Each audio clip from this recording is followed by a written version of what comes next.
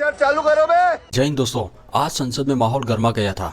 प्रियंका गांधी ने देश के गृह मंत्री अमित शाह से ऐसे तीखे सवाल दागे जैसे किसी ने आग में घी डाल दिया हो।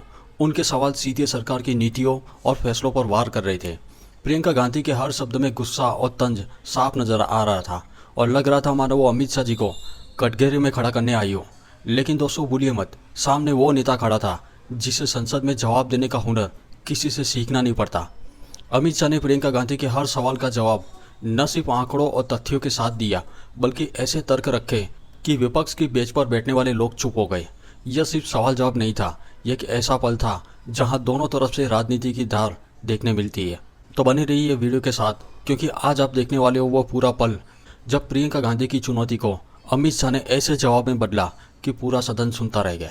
उन्होंने हमारे रिहायशी इलाकों पर हमला किया, फिर भी हमने इनके रिहायशी इलाकों पर हमला नहीं किया। सिर्फ इनके एयरबेस और एयर डिफेंस सिस्टम को निशाना बनाया और उनकी आक्रमण करने की क्षमता को पंगु कर रख दिया। हमारी पूरी सेना, पूरी वायुसेना, पूरी नौसेना अक्षुण्ण थी और उनकी हमला करने की क्षमता को हमने छिन्न विछिन्न कर दिया। पाकिस्तान के पास शरण में आने के अलावा और कोई चारा ही नहीं था। इसलिए मान्यवर, इसलिए 10 मई को डीजीएमओ ने, पाकिस्तान के डीजीएमओ ने भारत के डीजीएमओ को फोन किया और 5 बजे हमने इस संघर्ष को विराम। बात तो सही है। उन्होंने कहा कि पाकिस्तान के पास शरण में आने के बजाय कोई चारा ही नहीं था। आपने शरण दिया क्यों? वो आते हैं आपके देश के अंदर, लोगों को मार डालते हैं और आप उनको शरण दे रहे हैं। क्यों दिया शरण? इसका जवाब क्यों नहीं दिया एक भी भाषण? रुको जरा, सब्र करो। मान्यवर, लोग कल सवाल उठा रहे थे कि इतनी अच्छी पोजीशन में थे, आपने युद्ध क्यों नहीं किया? युद्ध के कई परिणाम होते हैं मान्यवर, करना न करना वो सोचकर करना पड़ता है। मगर मैं इसी देश के इतिहास से कुछ घटनाएं बताऊंगा। 1948 में मान्यवर, कश्मीर में हमारी सेनाएं निर्णायक बढ़त पर थी। सरदार पटेल ना बोलते रहे, जवाहरलाल नेहरू जी ने एक तरफा युद्ध विराम कर दिया। मान्यवर, 71 में कल राजनाथ जी ने भी बताया, पूरे देश ने इंदिरा जी का समर्थन किया। उन्होंने पाकिस्तान के 2 टुकड़े कर दिए।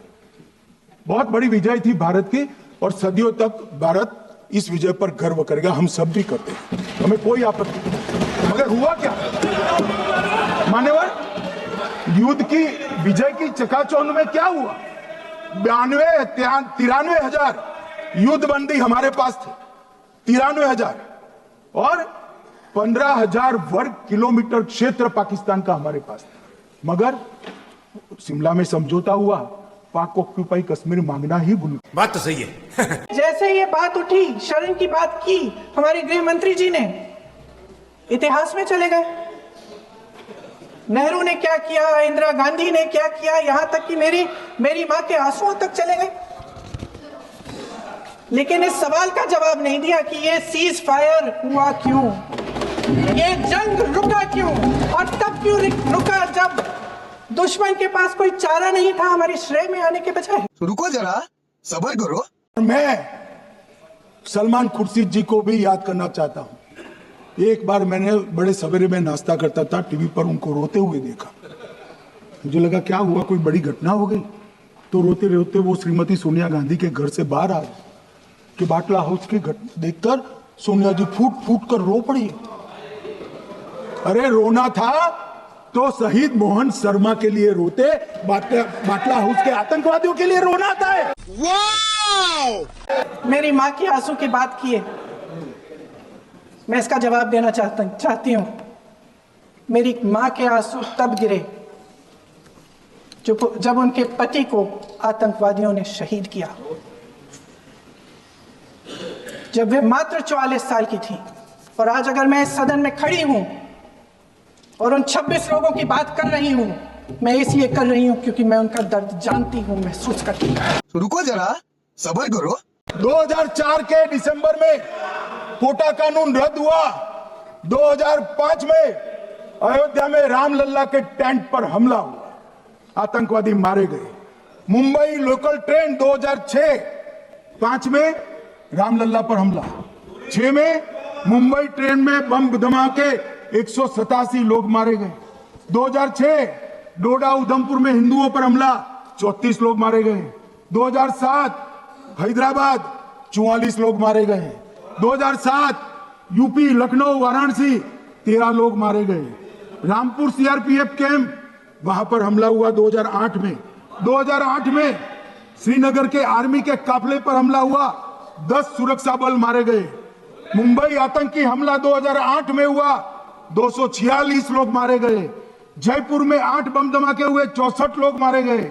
2008 में अहमदाबाद में 21 बम धमाके हुए, 57 लोग मारे गए। दिल्ली में 2008 में 5 धमाके हुए, 22 लोग मारे गए। और पुणे की जर्मन बेकरी 17 लोग मारे गए। वाराणसी में 10 में धमाका हुआ, 11 में मुंबई में 3 धमाके हुए, 27 लोग मारे गए। बात तो सही है। चुन चुन कर 26 लोगों को मार डालते हैं। उस हमले की जिम्मेदारी एक आतंकवादी गुट जिसका नाम टीआरएफ है थोड़े दिनों बाद लेती है।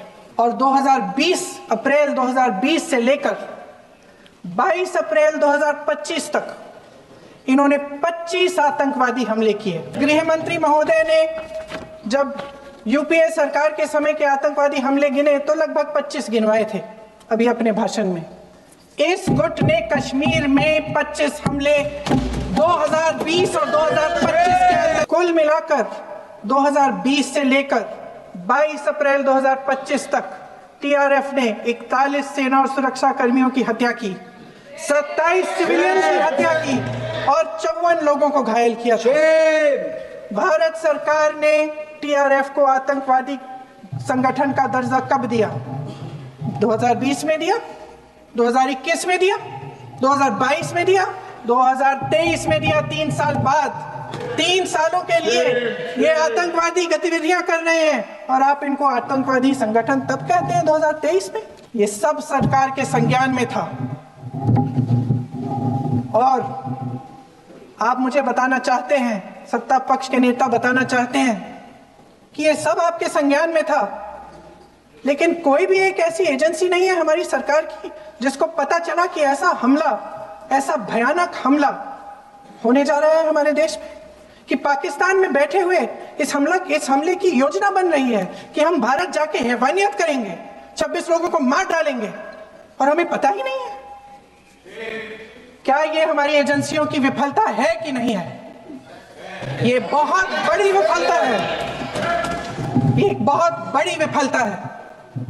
जानते थे कि ये गुट है, जानते थे कि 5 सालों से ये आतंकवादी हमले कर रहा है, अध्यापकों को मारा, आर्मी के बड़े बड़े अफसरों को मारा, आम जनता को मार डाला, पुलिस वालों को मार डाला, और आप इन पे निगरानी नहीं रख रहे थे। रुको जरा, सब्र करो। अब मान्यवर कल पूछते थे कहां से आए, कहां गए, किसकी जिम्मेदारी है? भाई जिम्मेदारी हमारी ही है, हम सरकार में है, हमारी ही जिम्मेदारी। मगर मैं पूछता हूं जब आप सरकार में थे तब क्या क्या हुआ था, इसकी जिम्मेदारी किसकी थी और क्यों निर्वहन नहीं किया? तो दोस्तों देखा आपने, राजनीति में सवाल करना आसान है लेकिन जवाब देना उतना ही मुश्किल है। प्रियंका गांधी ने जो पूरा जोर लगाया, लेकिन अमित शाह जी का जवाब इतना मजबूत और धारदार था कि विरोधी पलट कर कुछ ना कह सके। ये संसद का वो नज़ारा था जिससे साबित कर दिया कि राजनीति में सिर्फ बोलने से नहीं बल्कि सही समय पर सही जवाब देना ही बाजी पलट देती है। अब सवाल ये है, आपको किसका पक्ष लेना चाहिए? अपनी राय कमेंट में ज़रूर लिखें और अगर वीडियो पसंद आया हो तो वीडियो को लाइक और चैनल को सब्सक्राइब करना बिल्कुल ना भूलें। तो मिलते हैं अगले वीडियो में, तब तक के लिए जय हिंद, वंदे मातरम।